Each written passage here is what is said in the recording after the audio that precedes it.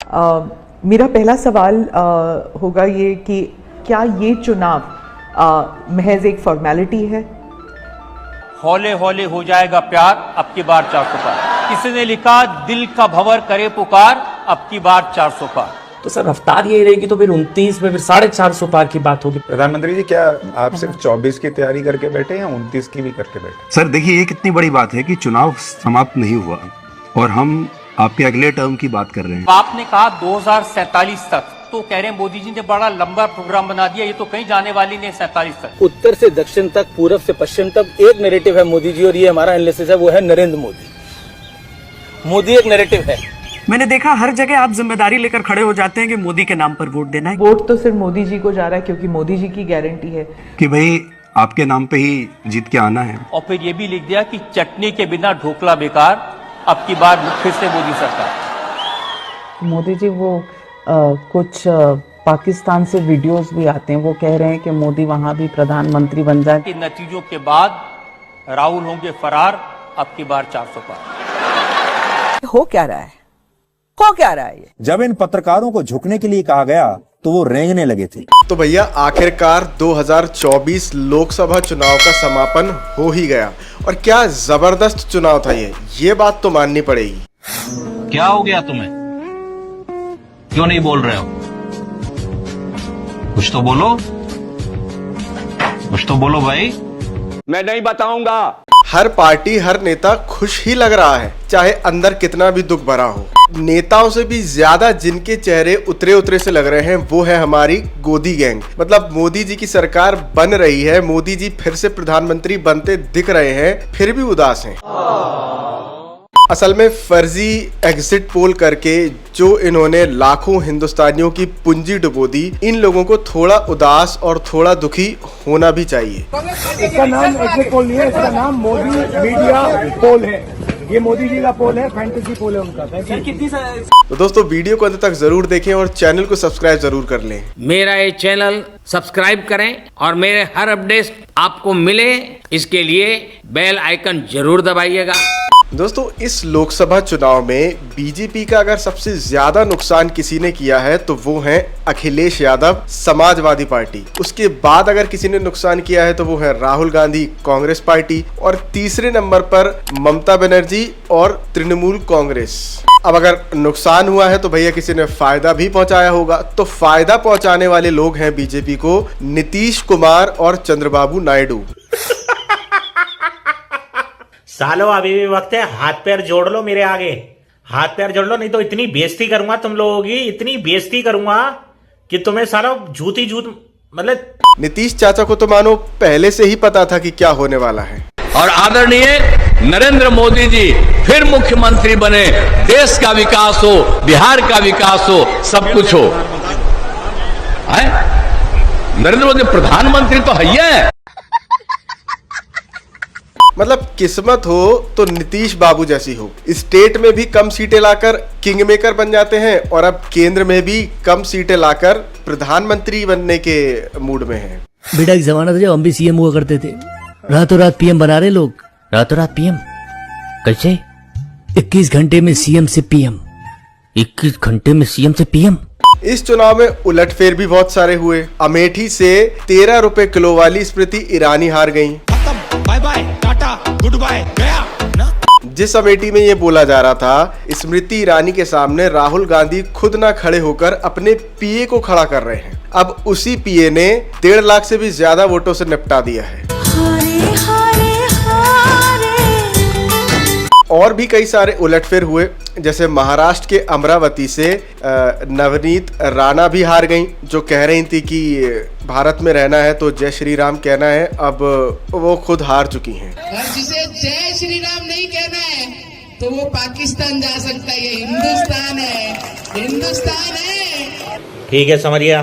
आजमगढ़ से हमारे निरहुआ हार गए। कांग्रेस पार्टी से अधीर रंजन चौधरी हार गए। जो कि लोकसभा में कल तक लीडर ऑफ ऑपोजिशन थे, उनको यूसुफ पठान ने हरा दिया। कुछ लोग ऐसे थे जिनको जीतना चाहिए था, नहीं जीते, और जिनको नहीं जीतना चाहिए था, जीत गए। मतलब ये चुनाव इतना भयानक अनप्रेडिक्टेबल लग रहा था शुरू के ट्रेंड्स में कि खुद मोदी जी ही 4-5 हजार वोटों से पीछे चल रहे थे। आपको बता दें वाराणसी से कांग्रेस के अजर आगे चल रहे इसी की ओर से ये कहा गया है। Once more! वाराणसी से कांग्रेस के अजर आगे चल रहे इसी की ओर से ये कहा गया है। एनडीए मतलब आप समझिए कि बनारस की जनता ने, करीब 40% जनता ने देश के प्रधानमंत्री मोदी जी को वोट ही नहीं किया। मात्र 1.5 लाख के मार्जिन से वो बनारस की सीट को निकाल पाए। वहीं आप राहुल गांधी का मार्जिन देखें तो दोनों ही सीटों पर, वायनाड में भी और रायबरेली में भी 3.5 लाख से ज्यादा वोटों का रहा। विपक्ष के नेताओं की मेहनत और अच्छे मीडिया, सोशल मीडिया कैंपेन की बदौलत रिजल्ट ये रहा कि 400 पार तो दूर दूर तक नहीं हो पाया। तो कल तक जो टीवी इंडिया पाकिस्तान के मैच में फूटते थे, अब वो 400 पार ना हो पाने की वजह से भी फूट रहे हैं। ये तार इसका बिगड़ा हुआ है बेटा, हम आपके साथ है बेटा, प्लीज नहीं बेटा, ये ठीक नहीं है बेटा, ये यहाँ इससे ऐसा करने से लाभ नहीं होगा। सबसे भयानक तरीके से इस चुनाव में अगर किसी राज्य ने चौंकाया है तो वो है उत्तर प्रदेश। उत्तर प्रदेश में भी अखिलेश यादव ने, और उसमें भी अयोध्या की सीट ने, आपके बहुत ही लोकप्रिय नेता, पूर्व मंत्री, पूर्व विधायक और विधायक, पूर्व विधायक इसलिए बोल रहा हूं सांसद बनने वाले हो। लेकिन दोस्तों इस चुनाव में सबसे गंदा खेल अगर किसी ने खेला है तो वो है भारतीय मीडिया, मेन स्ट्रीम मीडिया। 1 तारीख को इतने जबरदस्त तरीके से बीजेपी को मेजॉरिटी दी गई, जिसकी वजह से इतने बोगस एग्जिट पोल इन सभी चैनलों ने दिखाए, जिसकी वजह से आज लाखों भारतीयों की पूंजी तबाह हो चुकी है, खत्म हो गई है। इस देश की जनता को मूर्ख मत मानिए, ये देश की जनता बहुत समझदार होती है। शेयर मार्केट में कितने लोगों का पैसा डूबा, इसकी वजह से आपको शायद नींद आपकी भी हराम होनी चाहिए, ये मैं जरूर मानता हूं।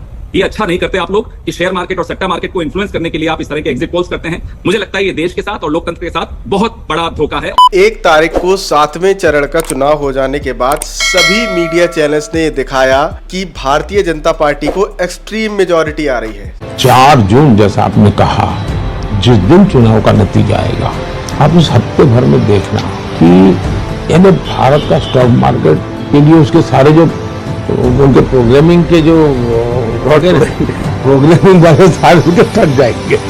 जल्दी वाह बेटे वाह। सारे चैनल लगभग ये दिखा रहे थे कि 350 से ज्यादा सीट तो आएंगी ही। कोई 400 दिखा रहा था, तो कोई 370, तो कोई 380, तो कोई 390। गेंडा स्वामी का चैनल तो अलग ही लेवल पर चला गया था, 404। और इन्हीं एग्जिट पोल्स की वजह से मार्केट में भूचाल आ गया और अब लोगों की पूंजी डूब चुकी है। तो 6 जून के पहले आप बाय कर लेना, 4 जून के पहले वो शूट अप करेगा, 4 जून के पहले वो शूट अप करेगा। मतलब इन बोगस एग्जिट पोल के बाद हमारी अंजना दीदी तो ये भी कहने लगी थी कि हमें जरूरत ही क्या है इन लोगों को अपने बड़े चैनल पर जगह देने की। लोकतंत्र खतरे में आ गया है, आजादी हमारी खतरे में आ गई है। ये हमारे आखिरी चुनाव होंगे अगर ऐसा हो गया कि अगर प्रधानमंत्री जीत गए तो। अब ये सारे लोग क्या करेंगे? चलिए उनकी चिंता वो खुद करें, उनकी चिंता हमें करने की जरूरत नहीं है। और ना मैं मानती हूँ कि हमें उनको इतना स्पेस देना चाहिए कि आज तक जैसे चैनल पर अब अपना हमें उन पर अगले वीडियो लेकिन जैसे ही रिजल्ट आया और रिजल्ट में कहानी बिल्कुल ही पलटी, विपक्ष ने भी अच्छे तरीके से उन्हीं चैनलों पर जाकर उन्हीं को बेल ट्रीटमेंट भी दिया। लेकिन आपके प्रतिष्ठित चैनल को जो देश दुनिया में सबसे ज्यादा देखा जाता है, आपका एक एंकर है सुधीर चौधरी, ये इतना हिंदू मुसलमान करके देश के विरुद्ध और देश के संविधान के विरुद्ध बात क्यों कर रहा है, ये समझ से बाहर है। लगातार मैं देख रहा हूं।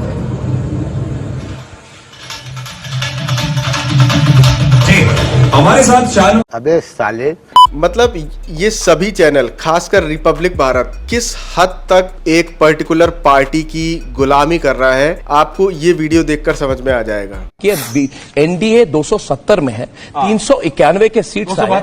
आप देखिए एनडीए इस हो गया एनडीए हाफ वे मार्क पार कर चुकी है। NDA has crossed half way mark दोस्तों, NDA has crossed half way mark और एनडीए 350 370 के तरफ स्ट्रांगली बढ़त ले रही है। चुप कर बे कुत्ते। लेकिन अब जब नतीजे बिल्कुल उलट आ गए हैं तो इन चैनलों की हालत ये हो गई है कि आपस में ही एक दूसरे को पेलने में लगे हैं कि किसकी वजह से गलत एग्जिट पोल आए, किसके ऑर्डर की वजह से गलत एग्जिट पोल आए। और ये सवाल हम इंडिया टीवी के मालिक रजत शर्मा से पूछ रहे हैं। बिल्कुल प्रत्युष और इससे जुड़े हुए सवाल कहिए। पहला सवाल, स्टॉक मार्केट के बड़े निवेशकों के कहने पर आपने एग्जिट पोल दिखाया क्या? लाखों लोगों के घरों में चूल्हा नहीं जलेगा तो फिर जिम्मेदार कौन होगा? जब आपने जी न्यूज छोड़कर इंडिया टीवी शुरू किया था तो उस वक्त गुजरात के मुख्यमंत्री रहे नरेंद्र मोदी ने आपको पैसा दिलाया, इसलिए आपने ऐसा एग्जिट पोल दिखाया? जो पहले सवाल थे तो इंडिया टीवी से हमने पूछे थे और अब ये न्यूज 24 से कि क्या आपने अपने पति राजीव शुक्ला के कहने पर ये एग्जिट पोल चलाया? राजीव शुक्ला बीसीसीआई के उपाध्यक्ष है और गृह मंत्री अमित शाह के बेटे जय शाह सचिव है। क्या बीसीसीआई वाली दोस्ती के दबाव की वजह से गलत एग्जिट पोल दिखाया गया? अब ये देखिए, अब आगे अगला सवाल है। एबीपी न्यूज से कुछ दिन पहले आपके संस्थान में एक संपादक को रखवाया गया जिन्हें आपने निकाल दिया था, क्या उनकी सलाह पर एग्जिट पोल चलाया?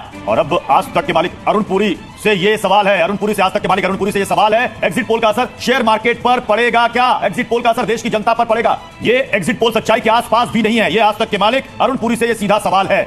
मतलब तमाम तरीके की चाटुकारिता करने के बाद, तमाम जहर उगलने के बाद, लोगों के बीच में नफरत पैदा करने के बाद अब जी न्यूज क्रांतिकारी बन गया है।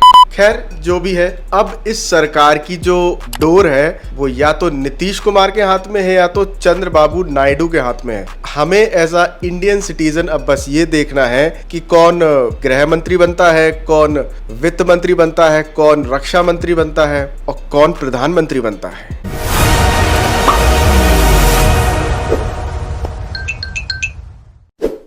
तो दोस्तों आज के लिए इतना ही, मिलते हैं आपसे अगली वीडियो में। तब तक के लिए जय हिंद, जय भारत। वीडियो पसंद आए तो वीडियो को लाइक करें, शेयर करें और चैनल को सब्सक्राइब जरूर कर लें। देखिए एक तो बेसिक ट्रिक है, एक तो लाइक और शेयर ठोक दीजिए, महाकाल का लाइक और शेयर ठोक दीजिए।